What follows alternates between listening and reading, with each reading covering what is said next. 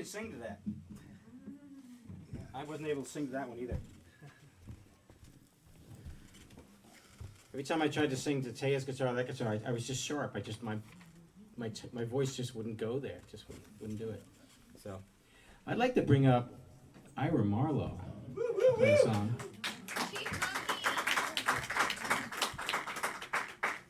I don't know if I should tell the long tale of Ira's guitar. So I made him a guitar, and they were wood. Wood is interesting. I was told a long time ago it takes it a while for it to learn that it's no longer a tree, now it's a guitar. And some of them don't want to be guitars, they want to be a tree again. Or some of them, they're not in their native land and they're not happy about where they are now. So all sorts of things happen, warping, cracking. But Ira's got a couple of cracks in it, and I tried to fix them and they just kept opening up again. And I said, you know, it's going to be faster if I just make you another guitar. So I made this one. What's really cool about this one is this back. Wow. This is Goncalo Alves, otherwise known as Tigerwood. I used to know him. Used to know Goncalo Alves? Yeah, he painted my house. It's just friggin'... I always wanted to work with it. It's a beautiful wood. It's like mahogany in a way. It's very soft, but yet dense. So it carves really nicely. Kind of like Ira. Can you show the back one more time? Yeah, and we're still working on the neck. It was a little big when I gave it to him, so I shaved it down a bit and brought it back to him in time to do the show, but I got to take it back and do some more work on it, sand it. We're discussing maybe just putting an oil finish on it. I've kind of fallen in love with bare wood necks lately, thanks to Katie Colpitz. We did that on her guitar, and then I sanded one of my guitar's necks down. Two of them, actually, and I was like, oh, I like this better. So, but we're probably going to put something on that. Anyway, so this is Ira's next generation guitar. It's got a redwood top. I've been collecting old redwood that's recycled from weird places. Joe Rutt gave me a couple of sticks, this gorgeous redwood that's lighter colored than this, but just, it's going to make some beauties. I can't wait to get on that as soon as I finish all those damn Les Pauls. Does it have a spine? This one has a spine.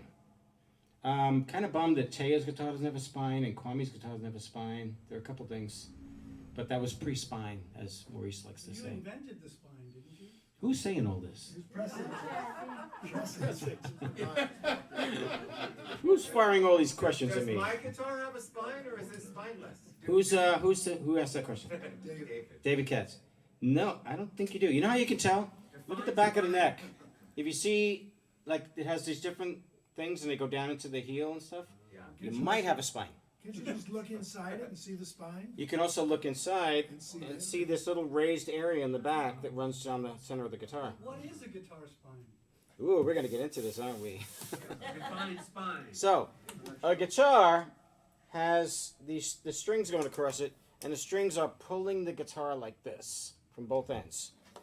Sometimes the heel block ends up collapsing in, the tail block collapses in, the belly can pull up, all sorts of things happen. Then you got to steam the neck off and reset the neck because of the string tension. And just from thinking, I also got to credit Rick Turner with a lot of stuff too. He didn't give me this idea, but he had some really brilliant innovations in his guitars, and just watching what he did, watching a couple of the people that Taya turned me on to were just magnificent, really advanced builders.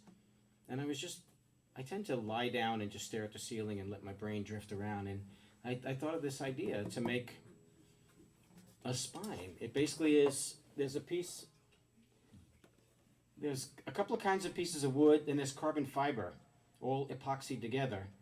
And I make this thing that is shaped all the way through the guitar. It's thin over here near the block, the tail block. It runs down the center. There's a big neck block in here that it runs through, and it goes all the way up here. So now there's this carbon fiber and wood spine that stops the string from bending the guitar. I got a preliminary patent on it just to find out about it. And my friend Roger said, don't bother. It's expensive as hell. Roger, who has a couple of patents, told me that. Right. Roger Lynn. Yeah, but he can afford to get it. He can afford the patents too, but he said, you know. He can now after he got his patents. Yeah. Anyway, he told me you don't really need it. He says, it's so documented, all these people have it. You could prove in court that it's yours. So he said, don't worry about it. So I didn't worry about it. but a couple of guitars have it. Now I won't build a guitar without it. I just insist on putting it in there because I feel like it's just going to last forever. So we should all get another. Yeah, guitar we with all this. need one. I did develop a way to insert one into a guitar. So it's really a pain in the ass, but if somebody really wanted one, I could do that. So. Is there anesthesia? Is it what? Anesthesia? It sounds painful to me. No, and you don't want to be there because it hurts to watch when I do the guitar. I take the back off, it hurts. You get scared. So, anyway, let's bring Ira up and stop talking about the guitars. Ira, come on up here. Can I go run bad sound while you're up here? Yeah, well, I think Taya's doing it. Oh, that'd be worse then. So this is my rest. Yeah, I was gonna say. First of all, here's to Mario.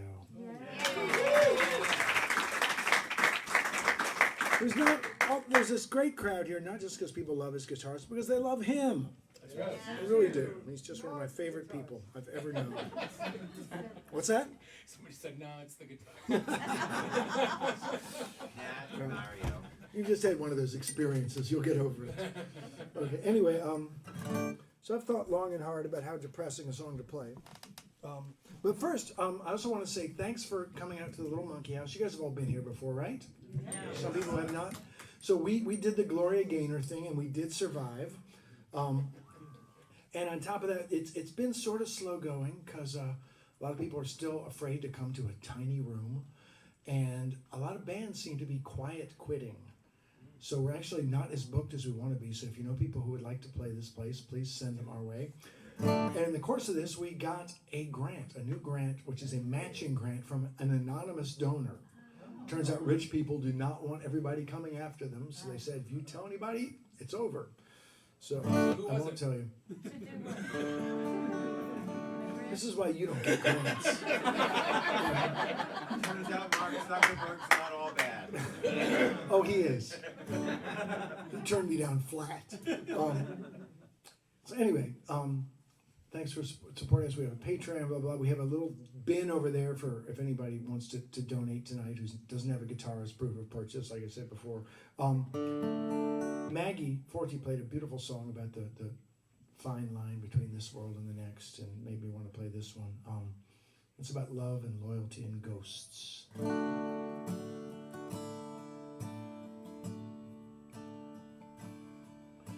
She sleeps a little later than she used to. Her room's still pretty much the way it was. I move some things around to see if she might notice, but she never does. I will wait for you. She wears a lot of black, but I'm not on her. She always wore a lot of black before. She makes herself a fire and curls up with her journal on the cold wood floor.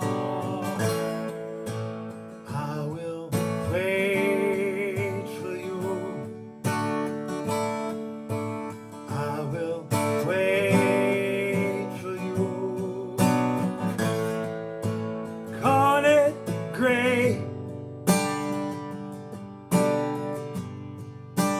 Call it in between. Call it unknown, unheard, unbelieved. In this house, I will stay.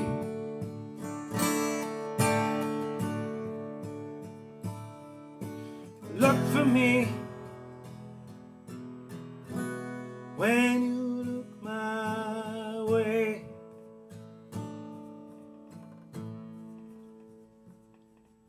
I helped her write the song, I hear her singing. I guess she thinks the words are all wrong. I thought for just a while She'd recognize the style. Now I leave her pretty much alone. I watch her as she reads the Sunday paper. She's cut her hair, she's no longer a girl. Some other time and place, some other day, some other world. Call it gray, call it in between, call it unknown, unheard, unseen, unbelieved.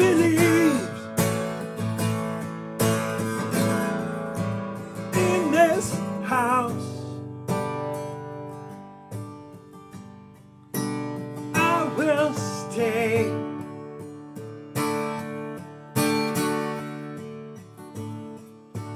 Look for me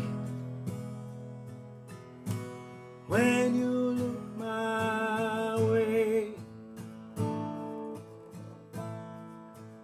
I will wait for you. I will wait for you. I will wait for you. I will wait for you.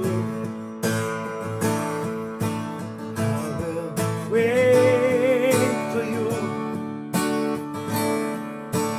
I will wait for you. I will wait for you. I will wait for you.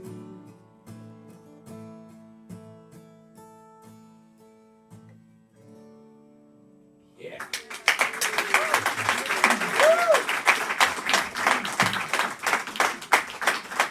Oh, one more thing. I've started, because I realize it's the best possible cure for depression. I'm playing the last Friday of every month here now. So February 24th is the next show, and they're themed and they're different, and sometimes they'll even bring up special guests and come on and by.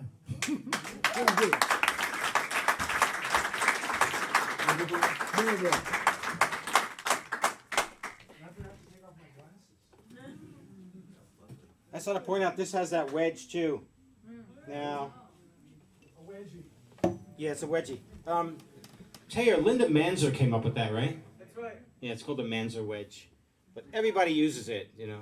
So anyway, best seat in the house was right there. Ira singing and Jeff's doing harmony. Frickin' A, I had a good spot. I'd like to bring up a really different looking guitar that I made.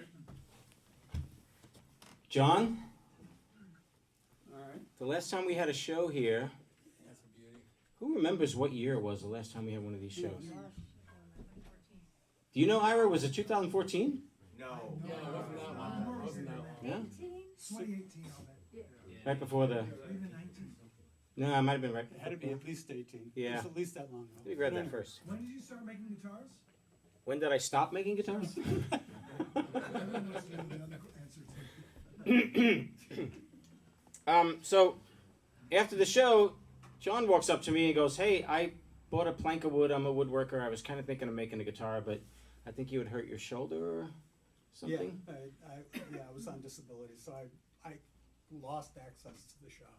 Yeah, and he couldn't make it, so he said, "I got this piece of wood. Can I talk to you about making a guitar?" And he comes over to my shop with this 12-foot.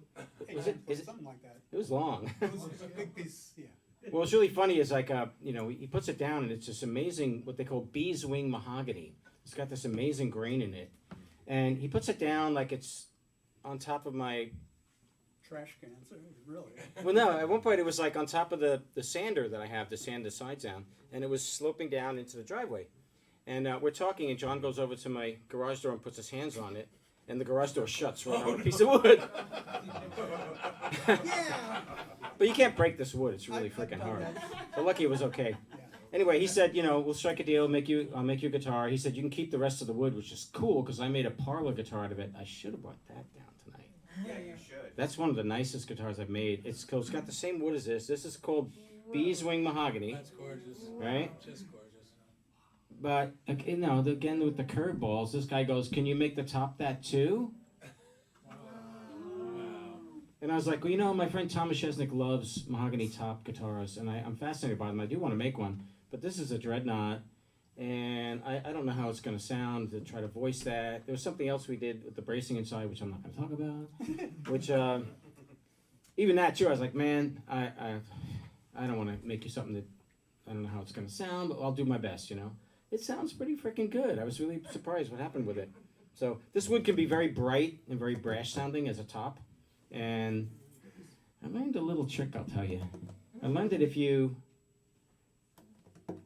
take the top and about 1 inch around the edge, if you take like a third of the thickness off, you're suddenly making like a speaker, where now the edge is softer and can pump more air and have more oomph to it.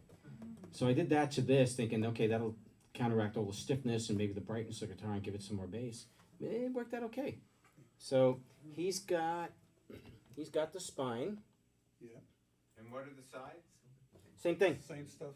What's the fingerboard? So the whole Yeah, we got to talk about everything, I guess. guitar is the same. So he also brings this weird piece of this old oak, and he wants the fretboard made of that. And I was like, wow, an oak fretboard? Are you sure? Don't you want a dark fretboard? Do you want a light fretboard with this golden guitar? He said, that's what I want. I said, okay. So we did that. Coco Bolo headstock overlay, which is really nice. Here's the back where you can see the visible part of the spine. It's stunning the way it looks, and it sounds really nice. Yeah. It needs a truss rod adjustment, I'm noticing. Yeah, You could turn a truss rod on it. So let me bring up John Merle Corzan in to play this beautiful guitar for you. Is that about right?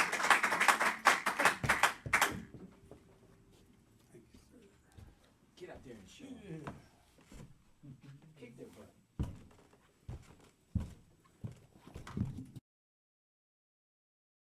It sounds pretty good, and yeah.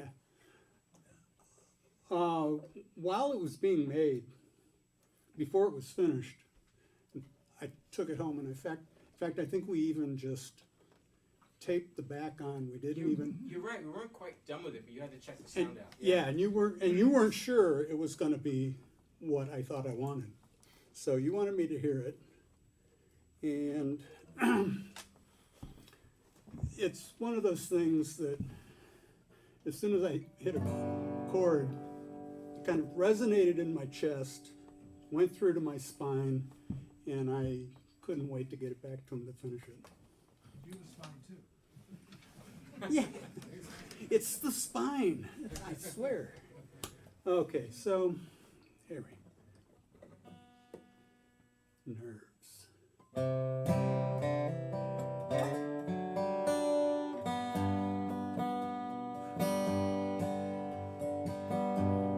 No, I shouldn't call her name, 'cause it will only bring me shame. I should be glad you're gone, but just the same, I know I shouldn't call her name. I call out to that swinging door, words unheard and uncared for. My broken heart can't take it anymore. I call out to that swinging door. You loved me, but you don't love me now. You left me and betrayed your solemn vow. You see all the tears I cried, but don't care anyhow.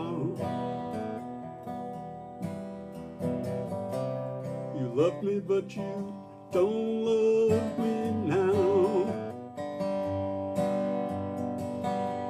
You're stepping out on me again, but I can still remember when you stood by my side through thick and thin.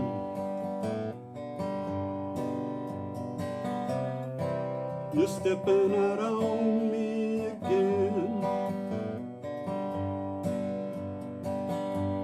Last night I finally noticed that you don't wear your wedding band when you come home and don't say where you've been. Last night I finally noticed that.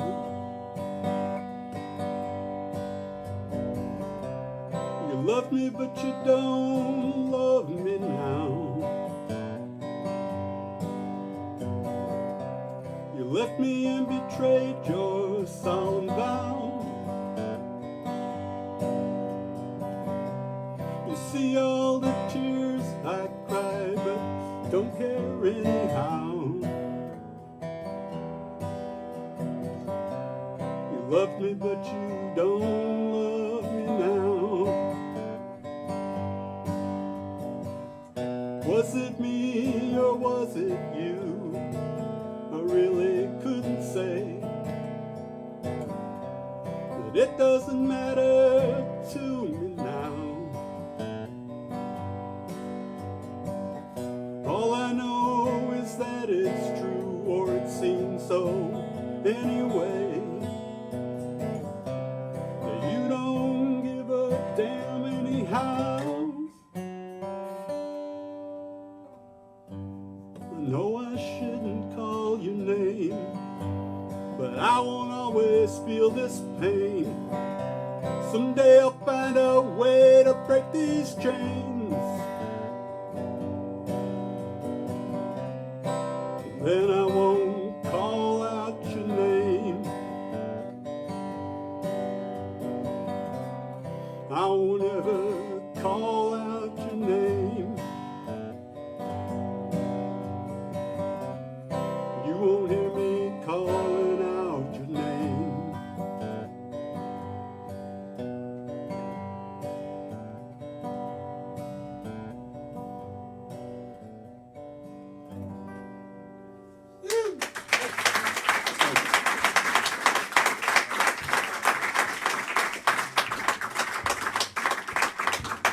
Good job, brother.